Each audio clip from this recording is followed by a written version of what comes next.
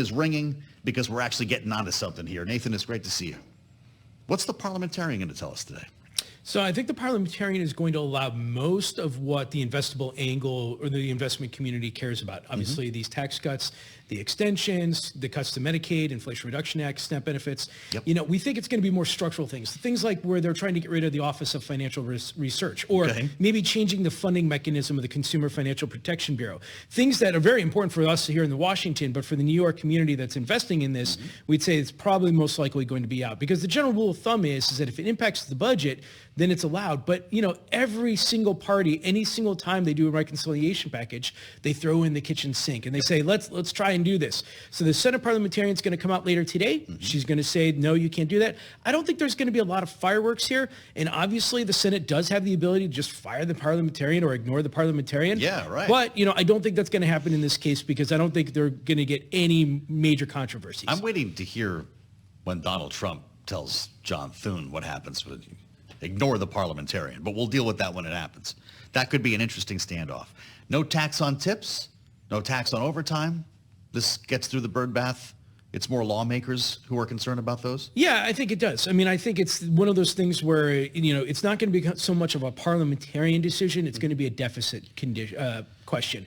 And that's where we're going at with all this. And in fact, we put a note out just this morning to our clients.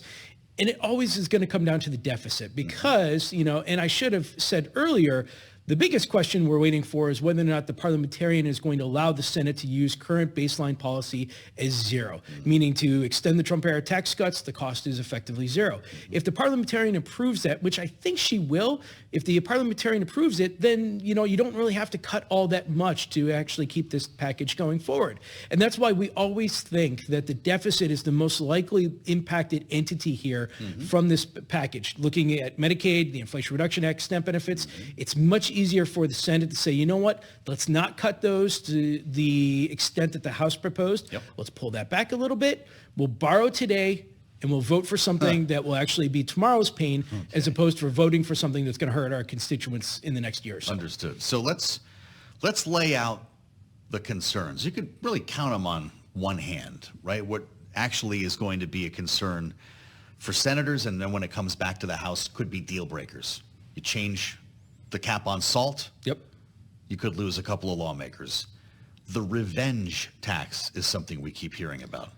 Banks are calling you about it. Nathan, what is it? Yeah, so this is Section 899. This is something that it hasn't gotten a ton of press. I mean, Bloomberg News has done some extensive reporting on this, but it's called the revenge tax. It essentially allows the Treasury Department to deem a foreign country a unfair foreign country or a discriminatory tax environment, and then allows the Treasury Department to put essentially a 5% tax levy on essentially all passive income, real estate, you know, income from foreign countries and so forth. So if you think of you're a U.S. entity or a foreign bank here in the United States and your income's going back to HQ, well, now all of a sudden you have an additional tax on that. It's 5%. It goes up annually up till about 20%, unless that's essentially deemed, you know, that country gets off.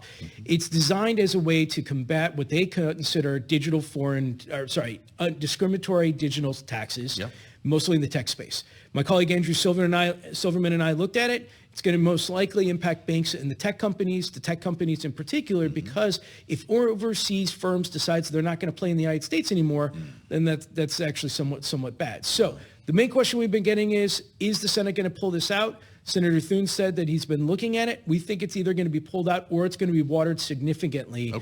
So we'll see. Very important. Who does that offend if they take it out? Is there a constituency behind this in the House that Thune needs to worry about? Well, I don't think that there's a constituency as to the point where you're going to see a coalition come together and try and fight like this. A SALT caucus. Exactly. I don't think you're going to see a SALT caucus. I actually don't think it was all that controversial when the House lawmakers put it in there, because in their eyes, it just gives the Treasury Department flexibility. It doesn't say that this has to happen. It just says that this is another tool. I almost said weapon. You know, another tool that would allow the Treasury Department and the White House to actually use when conducting its negotiations.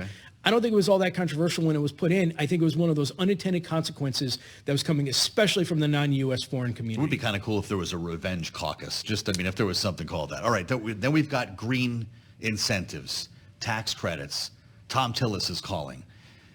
If some of these are put back in, who do you lose in the House?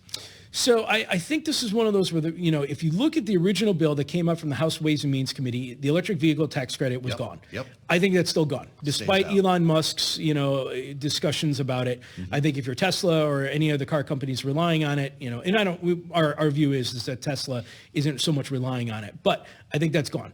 The bigger question is when it comes to wind and solar. And a lot of these tax credits, there was a phase out, and that phase out was pushed up. Yes, We right. think the phase out will get pushed back. Maybe not to the original House and Ways Means text where the solar, for example, was 2028 from 2031.